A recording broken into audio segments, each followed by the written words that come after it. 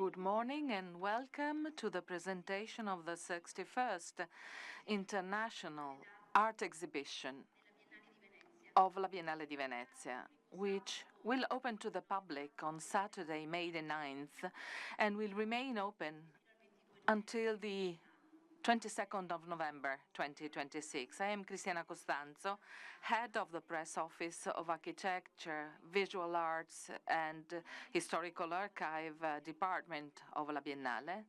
I am moved and excited. There are so many of you. We are live streaming from Sala delle Colonnne of Giustinian, the home of La Biennale. I also extend warm greetings to all those who are following us online from all over the world. With their participation, they contribute every year to give a meaning and depth to this event. A special greeting goes to the representatives of the press. With your work, you interpret and disseminate the contents of La Biennale, fueling a debate that extends for months well beyond the physical borders of Venice. Your attention for La Biennale is not only important, but necessary. We parted last May the 27th, a few days after the death of our curator, Kouoh. On that date, La Biennale announced, with the full support of her family, the decision to carry out the exhibition according to the project she had conceived in order to preserve, enhance, and disseminate her ideas and the work she had accomplished up to that moment. Appointed as artistic director of the visual arts sector in November 2024, at the time of her death, Kouoh had already developed the curatorial project for the 61st exhibition, a project that it was fully defined in its theoretical axis, artistic choices, editorial structure, and the exhibition layout.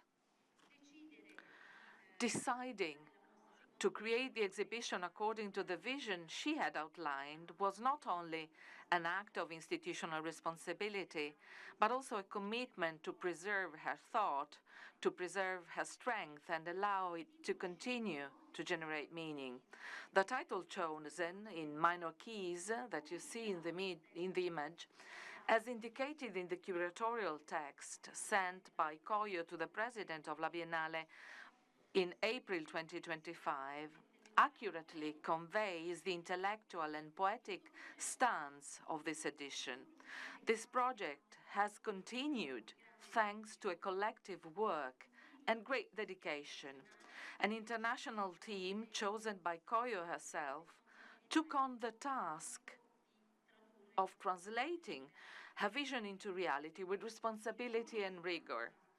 Remote work through online meetings, combined with in-person seminars held in Venice in May and October 2025 and in Dakar in June 2025, allowed the team to work together with La Biennale, despite being spread over several continents, creating an articulated and deeply shared process in which each contribution enriched the collective construction of the exhibition, calling the structure of La Biennale to a special commitment in the definition phase of the project, involving in particular the visual arts department. The team will now, Koyo's team will now tell the story of the work done in recent months and illustrate the structure, themes, and artists in this edition. I therefore invite here on stage, in this order, Rasha Salti,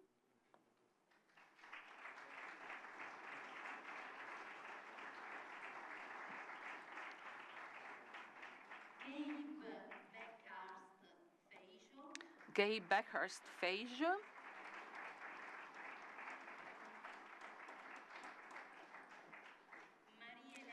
Maria-Hélène Pereira,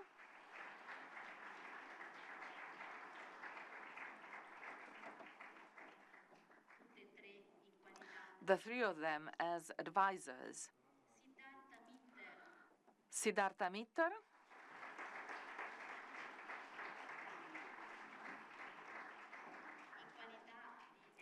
as editor-in-chief, and Rory Zapai as a research assistant.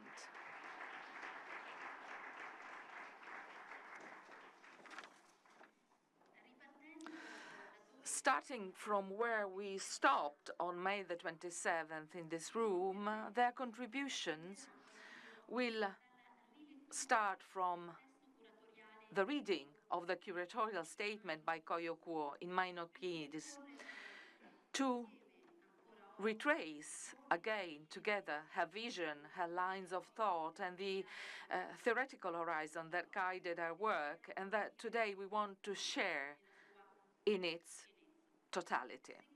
After that, the team will present in detail the structure and concrete articulation of the project, a complex, multi-layered work that not only reflects the project for an exhibition, but rather is Kouoh's intellectual and human legacy.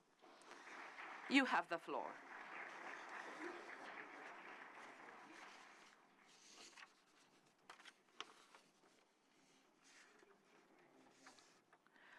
Fate.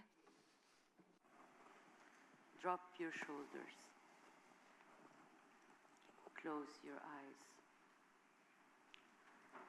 This is an invitation to encounter these words in the immediate physical, meteorological, ambient, and karmic conditions in which they meet you. To shift to a slower gear and tune into the frequencies of the minor keys. Because though often lost in the anxious cacophony of the present chaos raging through the world, the music continues. The songs of those producing beauty in spite of tragedy, the tunes of the fugitives recovering from the ruins, the harmonies of those repairing wounds and worlds. There is a reason, after all, that some people wish to colonize the moon and others dance before it as an ancient friend. James Baldwin, 1972. The minor key in music alludes both to the structure of a song and to its emotional effects. It is a rich idea, so rich that it quickly overflows its technical definition and spills with metaphor. It summons moods, the blues, the call and response, the morna, the second line, the lament, the allegory, the whisper. The minor keys refuse orchestral bombast and goose-step military marches, and come alive in the quiet tones, the lower frequencies, the hums, the consolations of poetry, all portals of improvisation to the elsewhere and the otherwise. The minor keys ask for listening that calls on the emotions and sustains them in return. The minor keys are also the small islands, worlds amid oceans with distinct and endlessly rich ecosystems, social lives that are articulated, for better and worse, within much larger political forms and ecological stakes. Here the evocation of the key and the island extends to an archipelago of oases, gardens, courtyards, compounds, lofts, dance floors, the other worlds that artists make, the intimate and convivial universes that refresh and sustain even in terrible times, indeed especially in terrible times. Look at the Creole garden. You put all species on such a little lick of land, avocados, lemons, yams, sugar canes, plus 30 or 40 other species on this bit of land, that doesn't go more than 50 feet up the side of the hill. They protect each other. In the great circle, everything is in everything else. Edouard Glissant, 1993.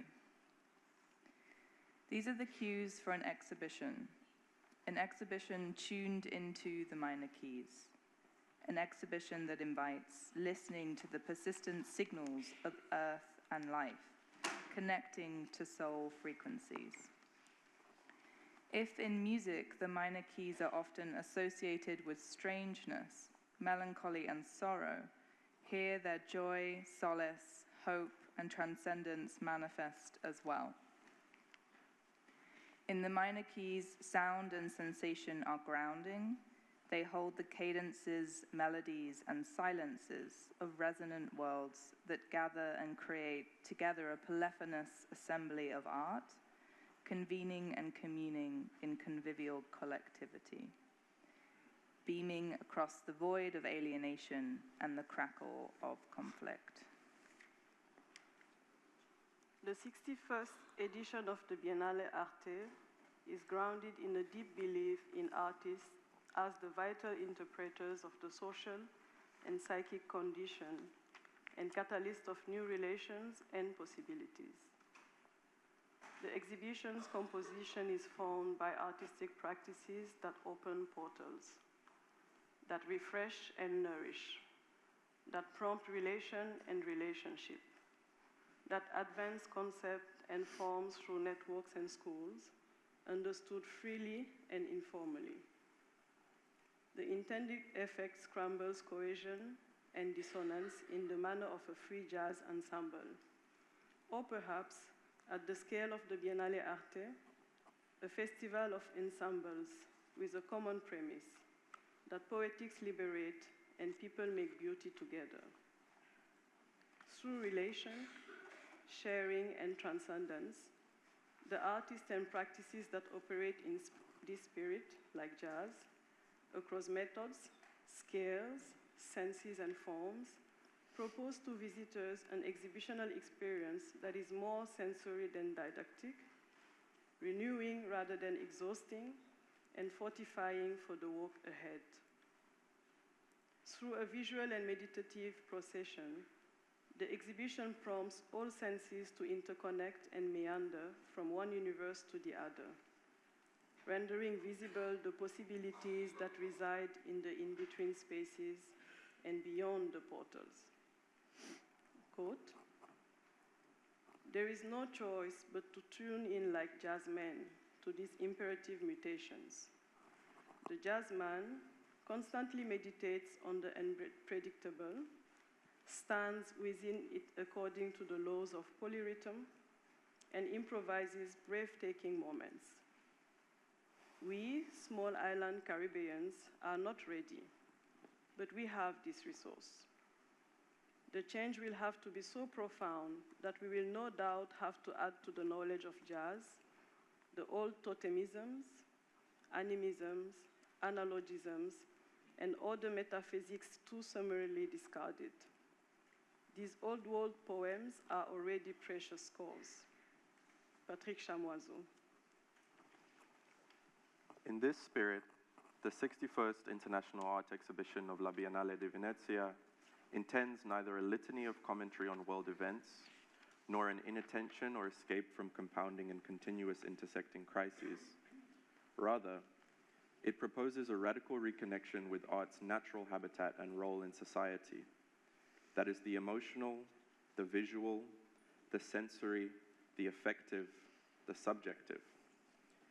In minor keys are sequences of exhilarating journeys that address the sensate and the affective, inviting visitors to marvel, meditate, dream, revel, reflect, and commune in realms where time is not corporate property, nor at the mercy of relentlessly accelerated productivity. After all, it is clear by now that the enduring time of capital and empire maligned local, indigenous, and terrestrial knowledges as chimeric, and dismissed co-constitutive artistic practices as artisanal, intended for decoration or devotional rituals. The civilizing mission flattens all with condescending contempt. And in the contemporary era, entire societies and ecologies are regarded as collateral damage in the headstrong pursuit of growth, supported by ruthlessness and greed. In refusing the spectacle of horror, the time has come to listen to the minor keys, to tune in sotto voce to the whispers, to the lower frequencies, to find the oases, the islands, where the dignity of all living beings is safeguarded. The exhibition posits that such radical shifts are taking place, indeed, have been underway all along in the minor keys. And the artists and poets and performers and filmmakers whom the exhibition will convene are grounded in their commitments to realizing them. Artists are channels to and between the minor keys, and listening to, rather than speaking for them, is at the core of the curatorial conceit. In Minor Keys stands as a collective score, composed together with artists who have built universes of imagination, artists who work at the boundaries of form, and whose practices can be thought of as intricate melodies to be heard both collectively and on their own terms. These are artists whose practices seamlessly bleed into society. Artists who accommodate daily life as part of a logical and aesthetically consistent relation of parts. Artists who are exceedingly generous and hospitable to life. We quote Toni Morrison, "In our myths, in our songs, that's where the seeds are. It is not possible to constantly hone on the crisis. You have to have the love, and you have to have the magic. That's also life." Toni Morrison, 1977.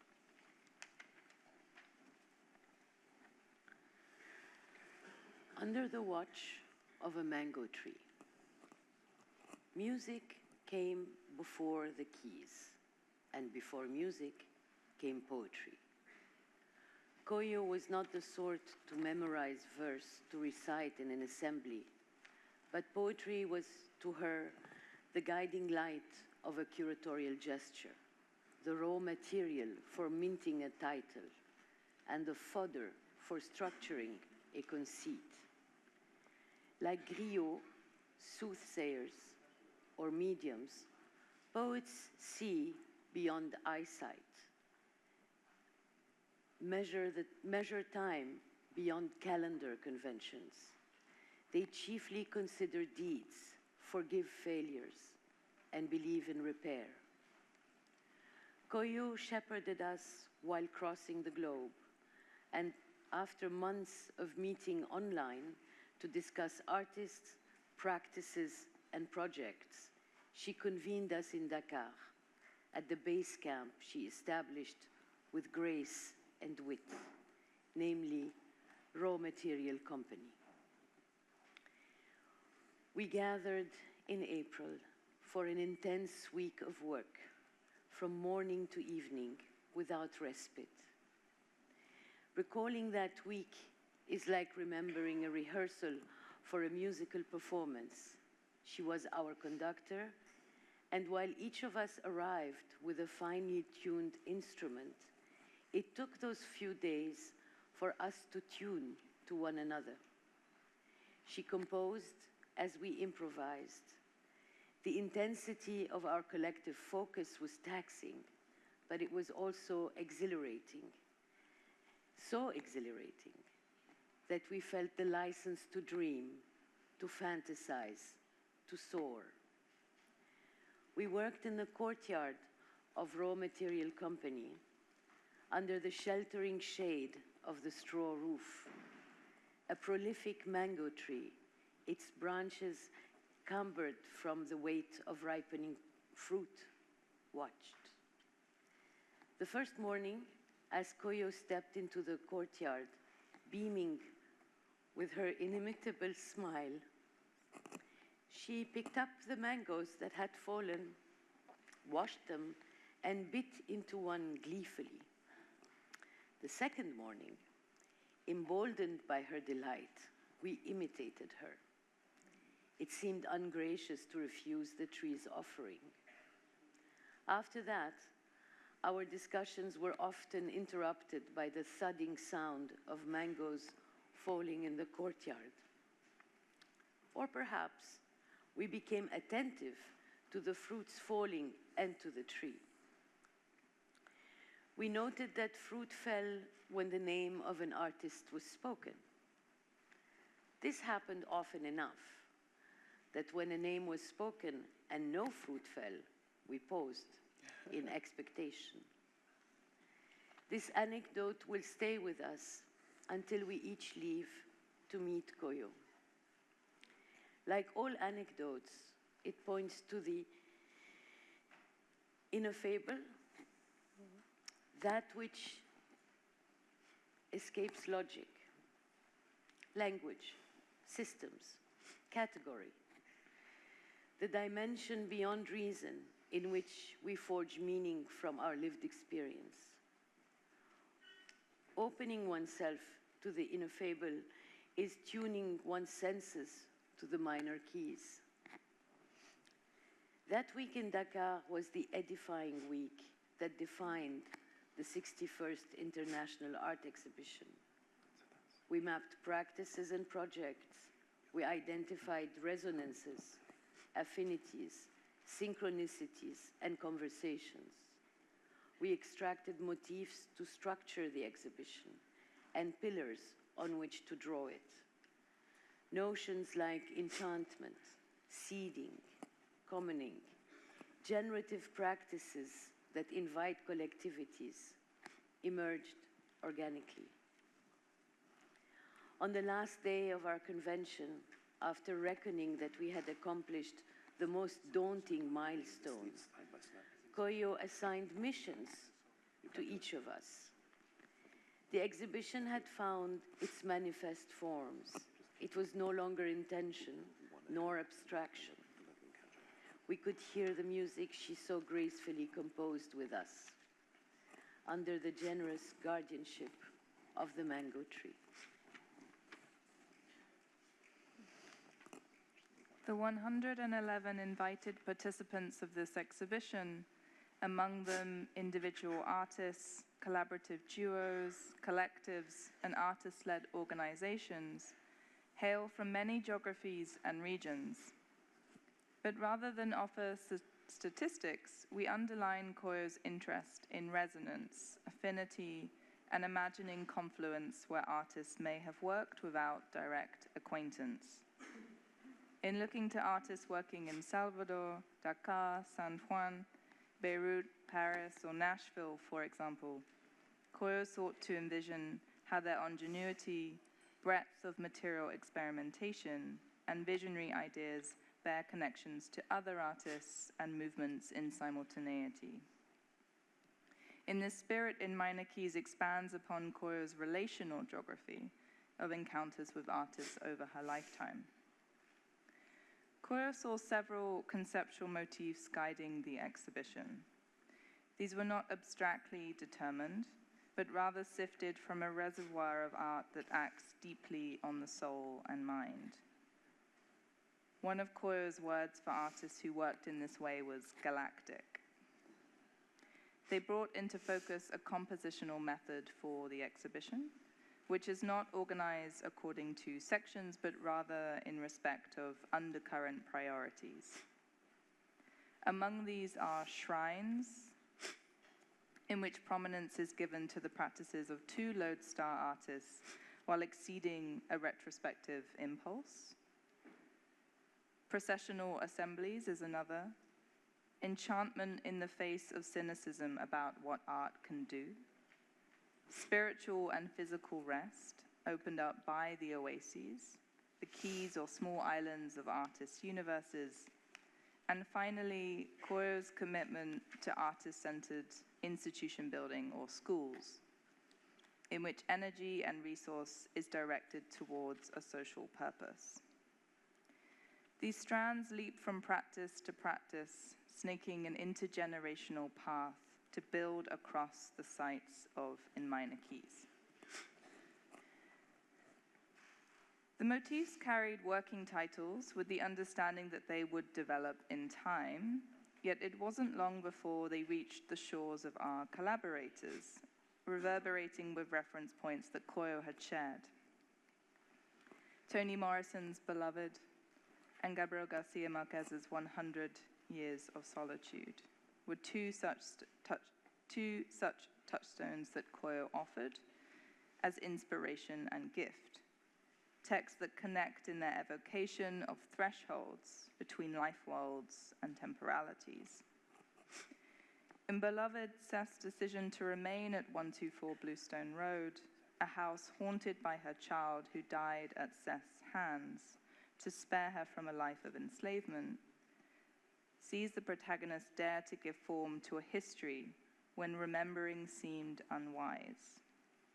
Or consider the image in 100 Years of a trickle of blood that crosses domestic thresholds, turns corners, and moves across the parlor to arrive at the feet of the character Ursula, carrying details of the adjacent yet distinct worlds of her neighbors. In both novels, magical realism deepens rather than distracts from an emotional register.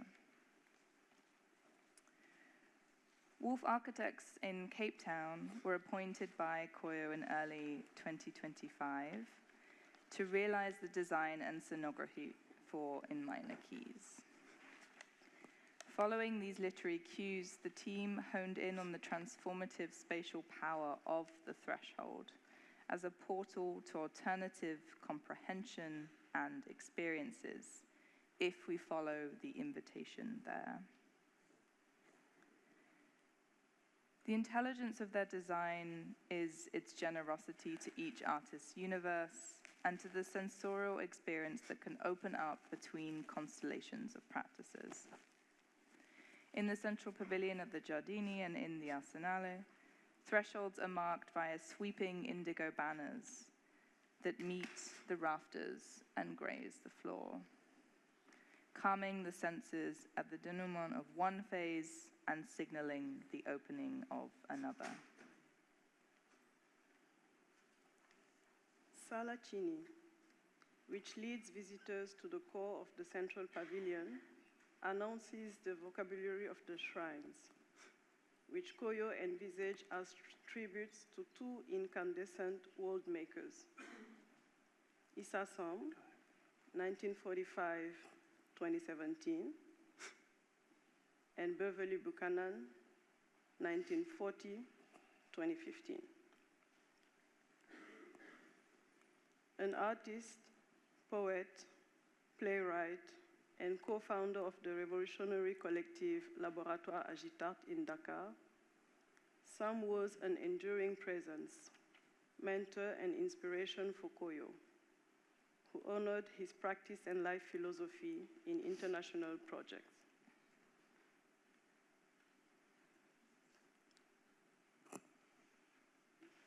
Buchanan's art making,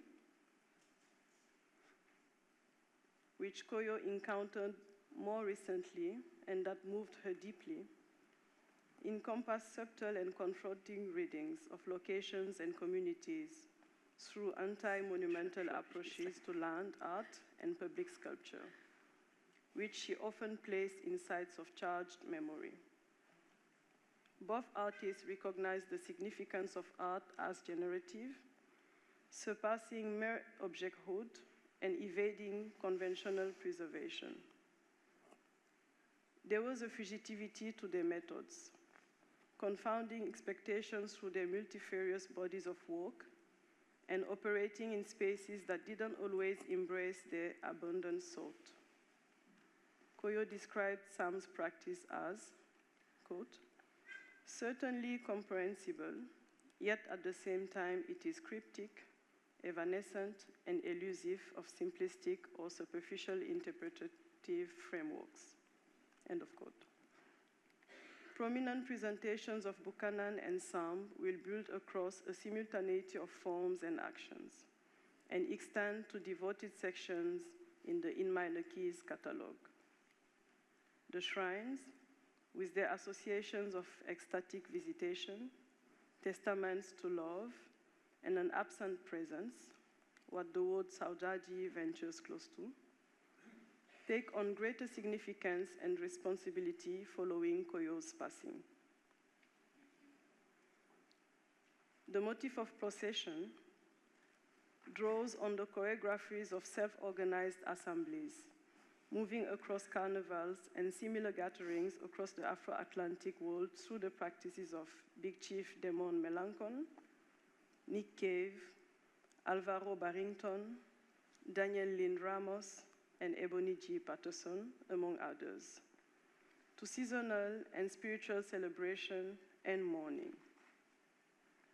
These are embodied gatherings where joining the crowd rather than observing is requisite and implied. Their purpose may range from circadian celebration to rituals formed in diasporan centers and peripheries, or in communion between the living and the ancestors. Koyo desired for this exhibition to refuse solid walls where possible. The works were to stand in their power, rather than be brought into relief by their backdrop. The intention was to propose a way of journeying through the exhibition.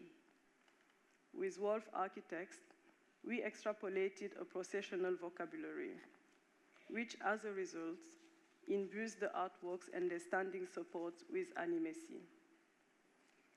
Moving through the exhibition, visitors are invited to become part of this assembly. Carnival also creates temporal disjuncture from an incumbent system, a stitch in time where relations of power are momentarily subverted and scrambled, the carnivalesque.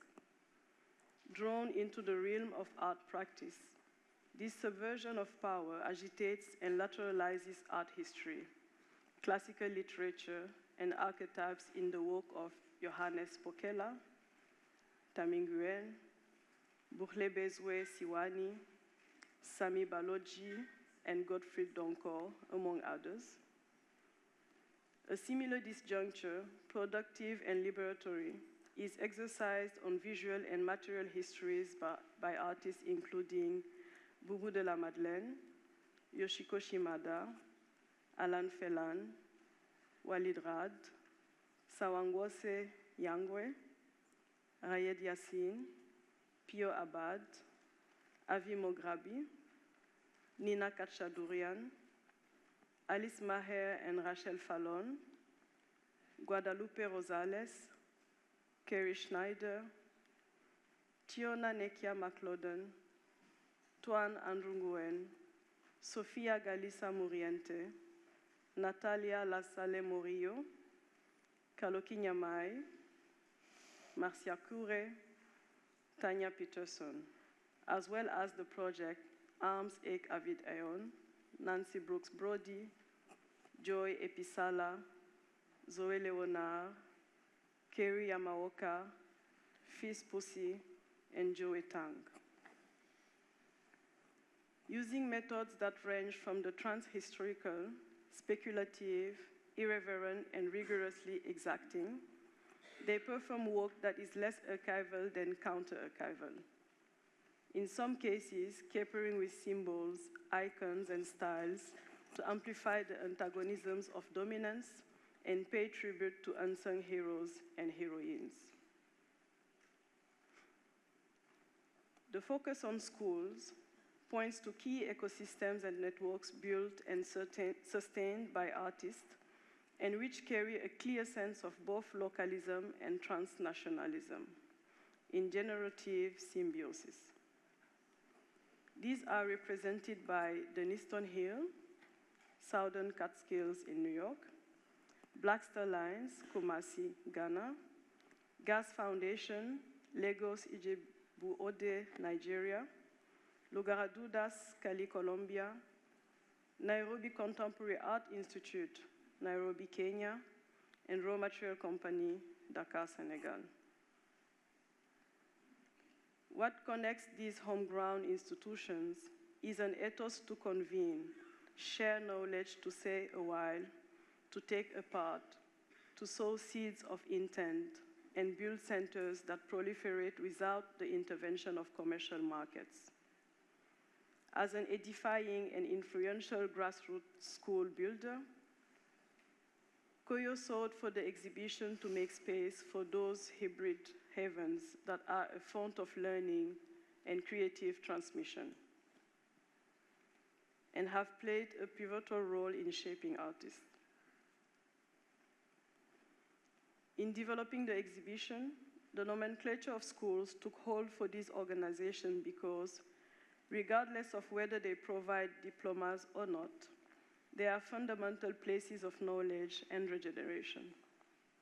Their presentations, nestled within the wider constellation of participants, are inherently collaborative and will encompass the work of other artists, but the organizing framework is the school's ethos and defining methods.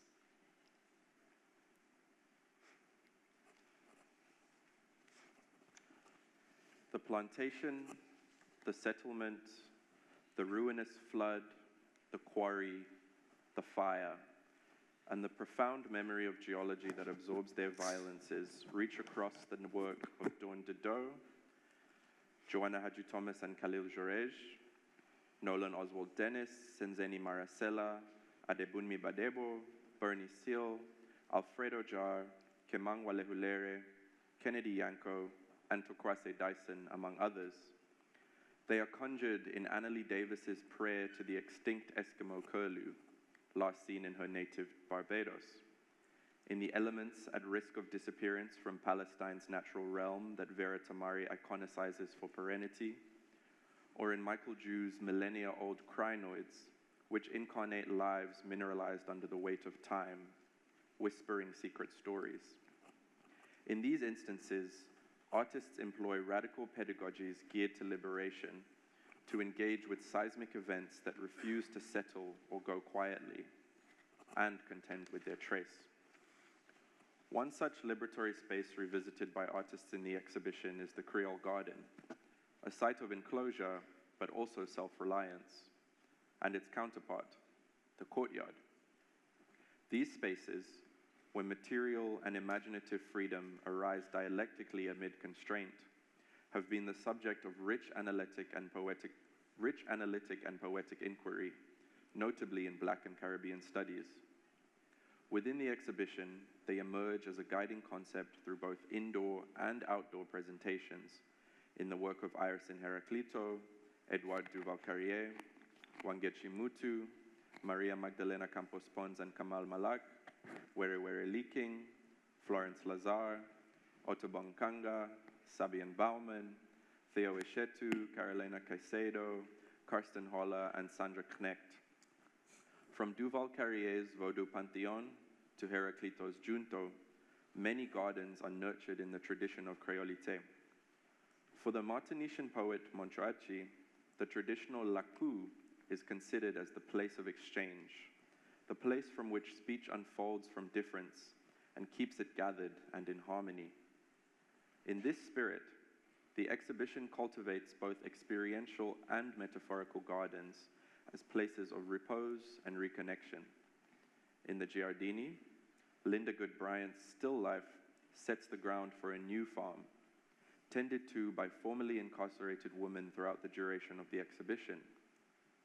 These instantiations of the Creole garden orient us to the non-human living, the world of plants, waters, winds, animals, birds, and spirits which inhabit all spaces. As Warda Shabir's paintings hail the lusciousness of flora, Hala Shuker's kinetic compositions draw inspiration from their microscopic makeup, and Uriel Orlo tracks their errancy across the continents. Can an exhibition on the scale of the international exhibition of the Biennale offer a place to rest your body, as well as refuse the encyclopedic impulse to compulsively see and name? In the poem, The Unknown Hour, Ben Okri writes, "We stayed in the garden long enough for celestial history to ripen, the slow completion of the cosmic task."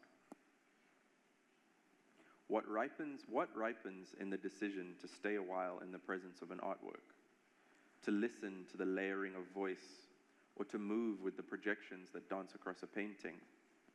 Reminders to rest, slow down, and breathe deeply from the gut were vital to Koyo. The introduction of rest spaces to the exhibition will enable contemplative pause. But this call is internalized as well in a range of installations that invite reverie, solemnity, devotion, and wonder, including those by Mohamed Ziraman, Khaled Sabsabi, Colleen Smith, Kader Atia, Laurie Anderson, Pauline Oliveros, Manuel Mathieu, Tsai Ming Lang, Eric Baudelaire, Nicholas Klobo, Dan Lee, Guadalupe Maravilla, and Himali Singh Swan and David Swan Tapisser. These projects invite slowing down through the wash of the multisensory. A song, a smell, a touch, a low meditative hum, a repeated physical motion, a fermata, or pause in a written score. All these become prompts to tune into granular changes within and around us, and thus, as Pauline Oliveros put it, become changed by the listening. Koyo was drawn to practices that manifested these motifs and alchemized them beyond thematization in the mode that she often called enchantment. This expanse of feeling presents itself at shifting scales in the poetics of daily life. Thus, artists like Bodhisize Kingelez, Akinbode Akinbiyi, Eustaquio Neves, Rose Salan, Mohamed Joha, Victoria Irongesi Tudondian, and Philip Aguirre I Otegi address rhythms and physical and metaphysical infrastructures of urban existence, while the slippage between quotidian, natural, and cosmic scales manifests itself in the practices of artists including Billy Zangewa, Sora Bura, Georgina Maxim, Ranti Bam, Bonnie Devine, Mahabo Makula Helen Sebidi, Rana El Nemer, Amina Saudi Ayutkay, Saini Awakamara, Tabitha Rezer, Leonard Pongo, Kambui Olujimi, Hagar Ophir, Celia Vasquez-Yui, Alexa Kumiko Hatanaka, Leonilda Gonzalez, and Rajni Pereira and Marigold Santos.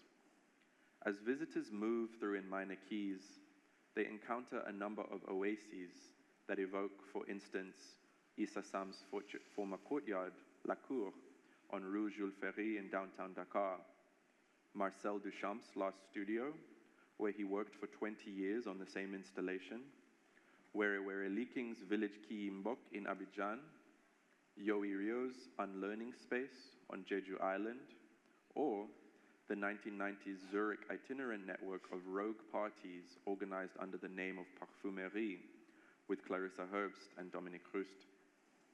These installations involve different media and thematics, but together they convoke the exhibition's atmosphere. Koyo's preoccupation is also her legacy, a deep concern and investment in artistic practices that are generative and generous, that invite collaboration, alchemize, and radiate back to the ways that we are human together. The performances of In Minor Keys center the body as a site of knowledge and memory, as well as a political vessel for collective resistance and healing. The call is to breathe and listen to the music that resides in the water, air, fire, and earth. Movement, sounds, forms of wandering, and other poetic gestures will counter proscenium staging, instead directly connecting with the spaces of the exhibition, its visitors, and extending into the gardens. A procession of poets will take place in the Giardini. It's inspired by Koyo's poetry caravan, which is a voyage that she undertook with 9 African poets from Dakar to Timbuktu in 1999. The performance honors her memory, and it opens a space for poetry and storytelling. It pays homage to the griot, those who seek the source, those who, in Koyo's own words, have carried salt and gold on the backs of the camels, in the desert, and in the canoes, in fulfillment of the human dream spread the wings of knowledge and power. They joined those who, for centuries, carried the stories of the people and their lives. En route from Dakar to Timbuktu, these poets recited and incanted to comprehend the terrain that they traversed, to assuage fatigue, and to dispel danger. In the gardens of Venezia, poets will assemble to form a chorus vested with the power of the word, the groundswell of recital and spiritual healing. Koyo wrote in 2000, "In all beginnings there are words. Words are bridges to the other. Words are revelation to oneself. Words hang in the air, move from tongues to ears au gré des vents. Words penetrate the soil as clandestine fertilizer, their sounds, rhythms, and melodies perfuming the air." In the Applied Art Pavilion of the Arsenale, Gala Porras Kim was selected by Koyo for the Applied Arts Pavilion in the Arsenale, developed in collaboration with the Victoria and Albert Museum. Porras Kim's practice engages the complex relationships between cultural artifacts, museums, and the institutional conventions that classify and narrativize their place within history. The artist project will bring together drawings, sculptures, and video that reflect her ongoing and long-standing engagement with frameworks of conservation and the processes by which different actors in the museum field, including conservators and curators, shape the meaning and function of cultural objects. In so doing, Porras Kim's investigations resonate with the exhibition's looking aslant at the archive. At Forte Marghera, the artists Temitayo Ogumbiyi, Uriel Orlo, and Fabrice Aragno are extending the proposition of In Minor Keys to the mainland with projects that invite wandering, play, interaction, relaxation. On the lawns, Ogumbiyi's undulating sculpture offers visitors a place to lay down and reflect, while Orlo's botanical maps look at La Biennale through the prism of plants.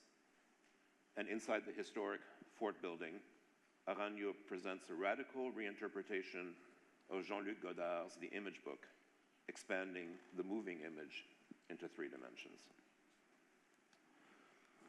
The visual identity for In Minor Keys, along with the catalog design, have been created by Clarissa Herbst and Alexander Egger, following Koyo's selection of Herbst, with whom she had a long connection dating back to the Zurich alternative scene in the late 1980s and early 1990s.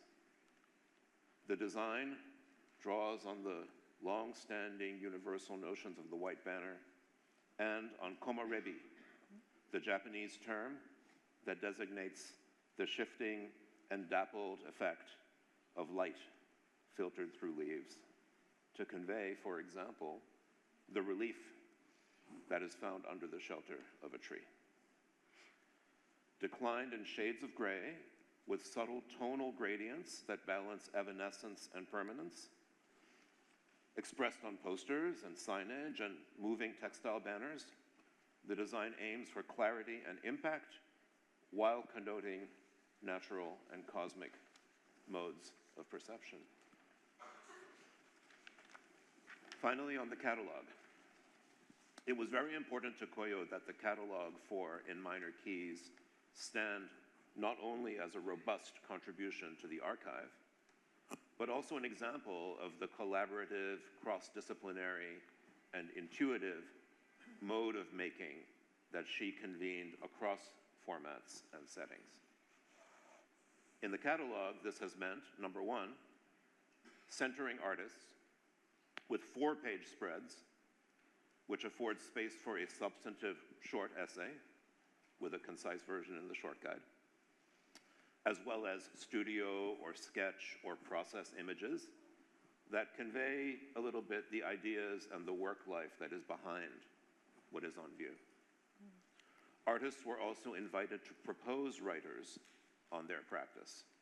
This has resulted in an ensemble of over 100 authors, with texts that vary in approach and voice, but that benefit from closeness and insight.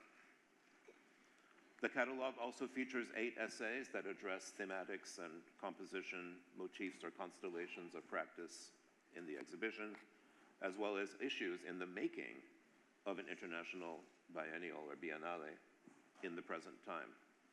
These essays are contributed by Tandazani Dlakama, Adrian Edwards, Stephanie Hessner, Miguel Lopez, Elio Menezes, Wanda Nannybush, Oluremi Sionabanjo, and Françoise Vergès. The book also features 5 invocations, which are original literary interventions that do not directly address the exhibition and its contents, but that are prompted by its moment and its theme and its circumstances. The authors of these texts are Ken Bugul, Teju Cole, Natalie Diaz, Frida Ekoto, and Abdeljawad Omar. Finally, there is a section of the book devoted to the schools, which features texts from each school, as well as images and original texts that address their method and their presentation. Issa Samb and Beverly Buchanan also receive extended treatment in the book, which continues the impulse of the shrines to think with their practice and legacy beyond the retrospective model. So for some, this includes a text by Simon Njami, a dialogue between Koyo and Sam, as well as texts by Adrian Edwards and Elena Filipovic. For Beverly Buchanan, we have interventions by Professor Patricia Ekpo, Park MacArthur and Jennifer Burris, and a conversation between Lucy Lippard and Lowry Stokes Sims, as well as notes and drawings by each artist. Together, the catalog, like the exhibition in its entirety, operates in the manner that Koyo set forth and exemplified. Rigorous, yet plural, intuitive, yet intentional, determinedly polyvocal, and at the same time, entirely hers.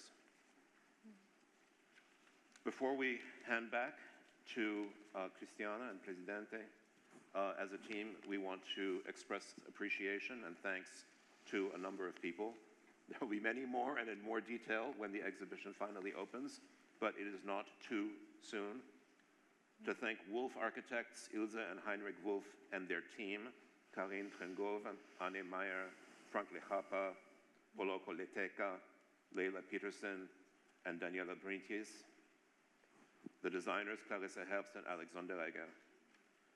We also want to thank Nicholas Davies, Aruna de Souza, Nav Bhatia, Judith Pinero, and a very special thanks for extra dedication and crucial support to Claire Brocco.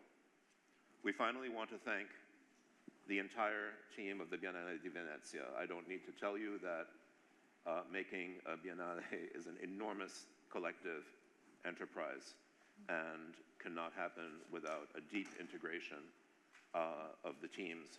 And we honor and respect the labor and the time and the collective genius of every person involved in the team of La Biennale, including all the people on the production team, the artist liaisons, who have a particularly important role, the editorial team, the sponsorship team, the archive team, and last but not least, the press office with our dear Cristiana Constanza, to whom we now give back the floor.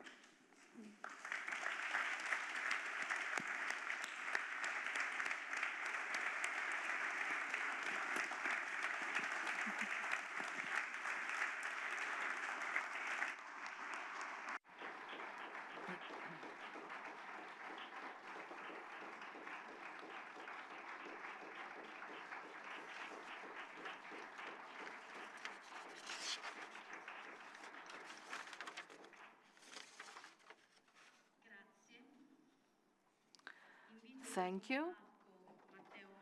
I now invite on stage Matteo Morbidi, Heritage and Philanthropy Director of Bulgari, exclusive partner of our exhibition.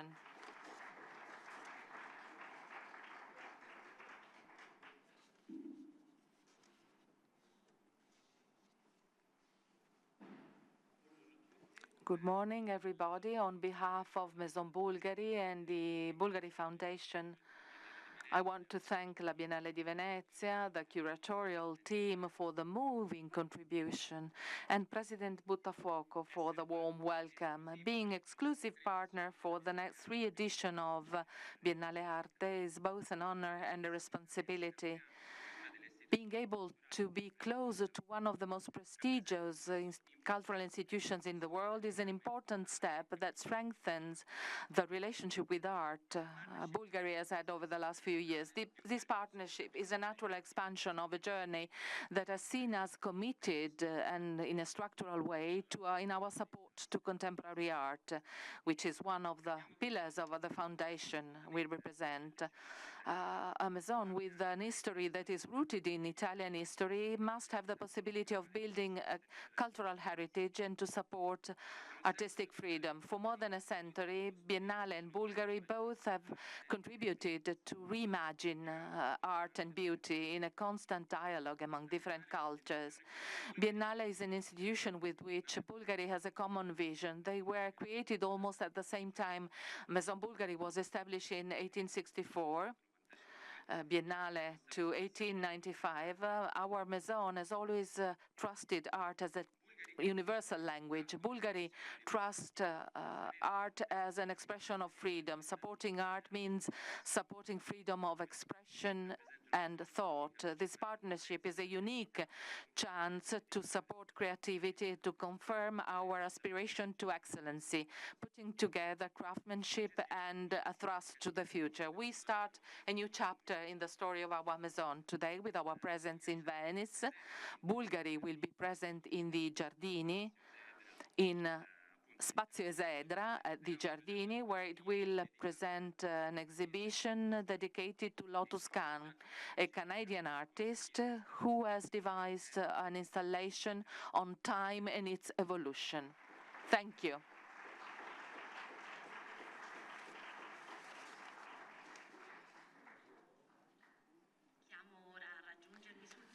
I now invite on stage the president of La Biennale di Venezia, Pietrangelo Buttafuoco.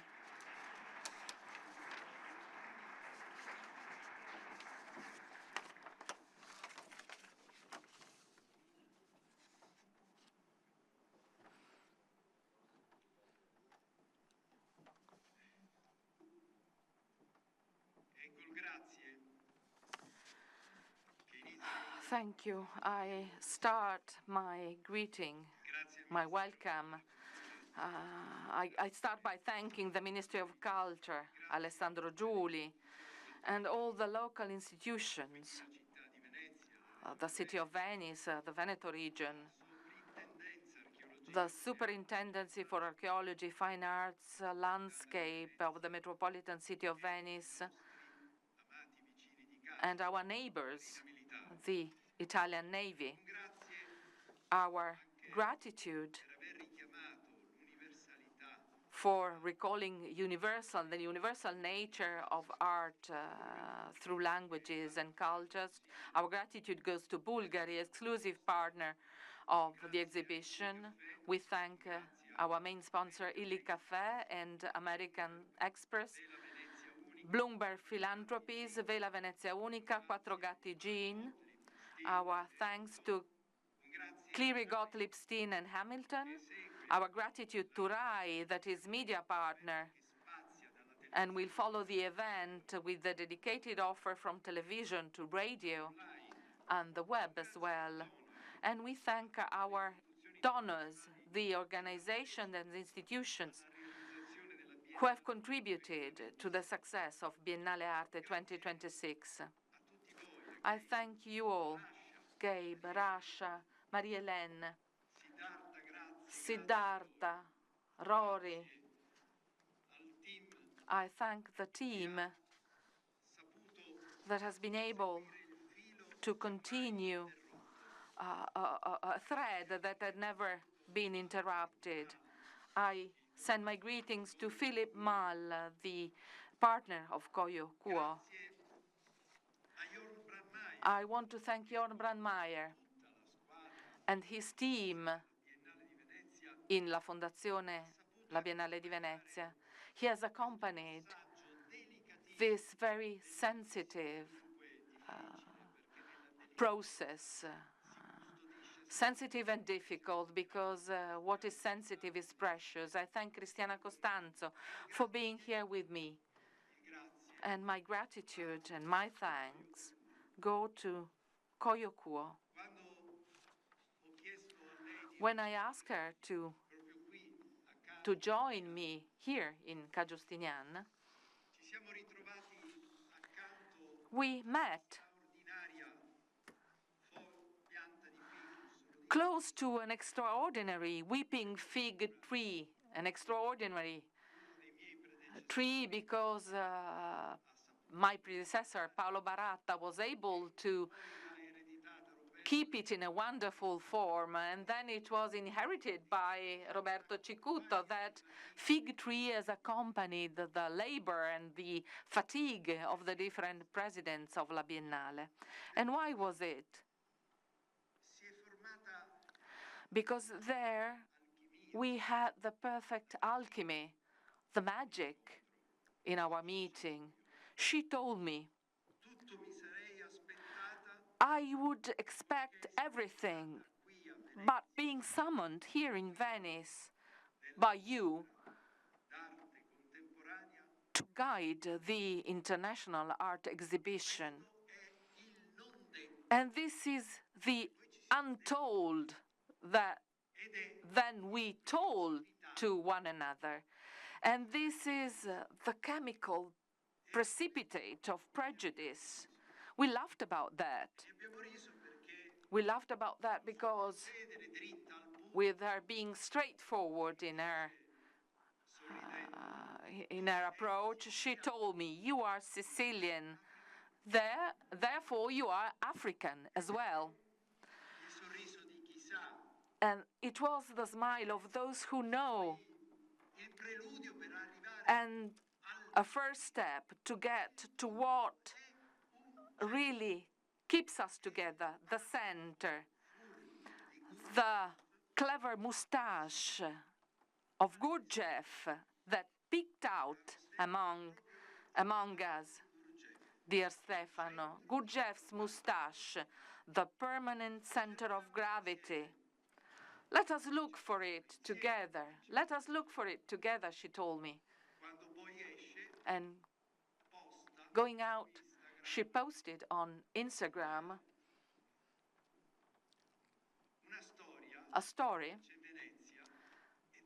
with Venice and the permanent center of gravity, a secret way of understanding each other, of speaking to each other. The cure.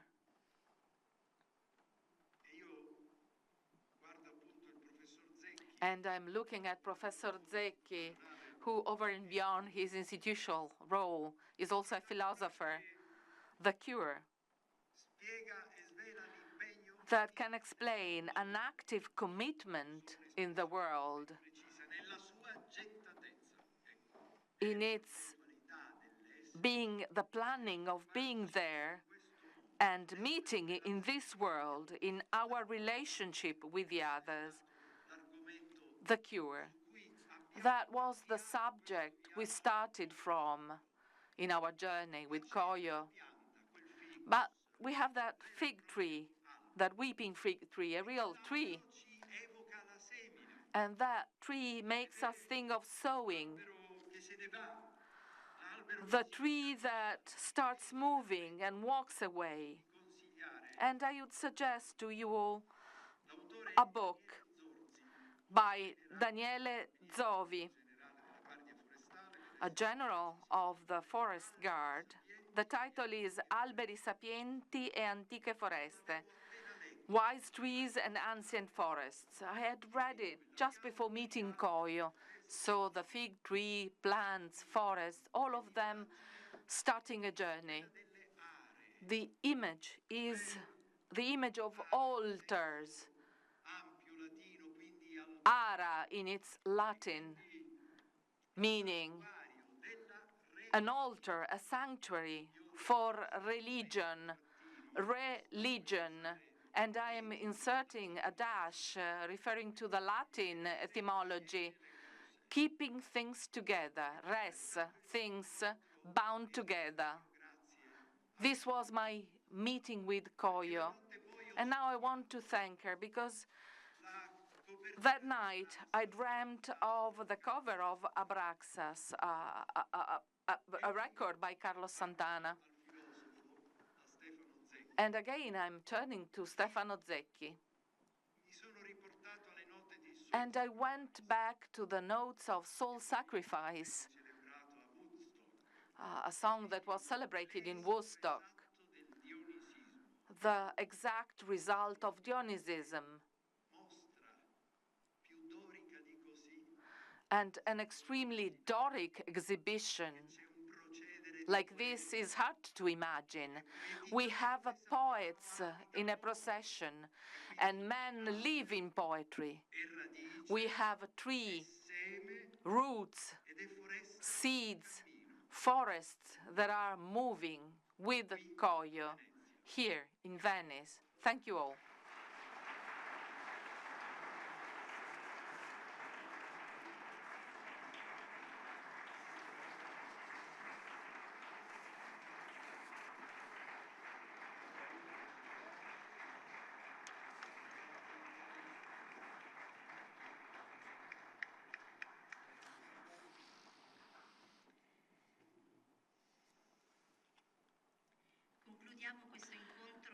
We are approaching the conclusion of this meeting that, as you have seen, was entirely dedicated to Koyo Kouoh's project.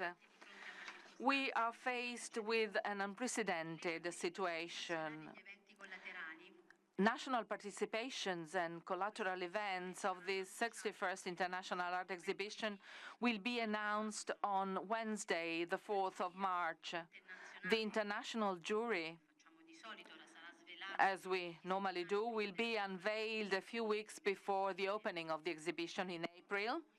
I would like to remember that for this edition, the Golden Lions for Lifetime Achievement will not be awarded, as Koyo Kouoh did not have time to define them. Considering the exceptional situation, we will not give interviews today, nor will we give interviews in the next weeks. And this to respect the process that is still underway with the curatorial team, for the desire to give back the wealth and the complexity of this exhibition when it will open. So the President and Koyo's team will be glad to meet you in May when the exhibition will be open, and you will discuss with them facing the works and the exhibition layout. You can get, from this moment onwards, the press